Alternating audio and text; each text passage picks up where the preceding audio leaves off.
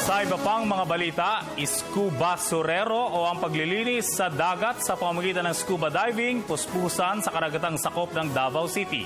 Ang report mula sa aming kasama si Joey Dalumpines ng Radyo ng Bayan, Davao.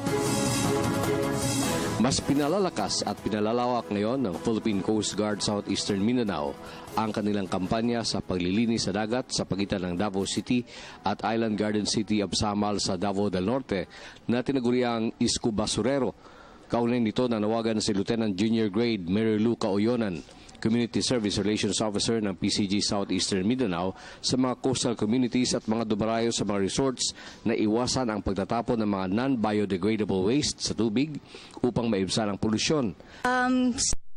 Po, lalo na sa mga beachgoers and yung mga lalapit po sa coastal barangays, we are urging you to please minimize yung garbage disposal po natin. Dapat po, sana po magkaroon po tayo ng system sa pag-segregate ng mga garbages natin para po hindi na natin ma-pollute yung ating karagatan. Mahigit 20 mga sako ng basura ang nalikom ng pinagsamang teams ng mga scuba divers mula sa Coast Guard, Philippine Coast Guard Auxiliary, Philippine Air Force, Davao City Central 911 at Paradise Island Resort sa nasabing cleanup drive. Still try to continue doing this scuba surero periodically, but syempre hindi po namin kakayanin na kami-kami lang.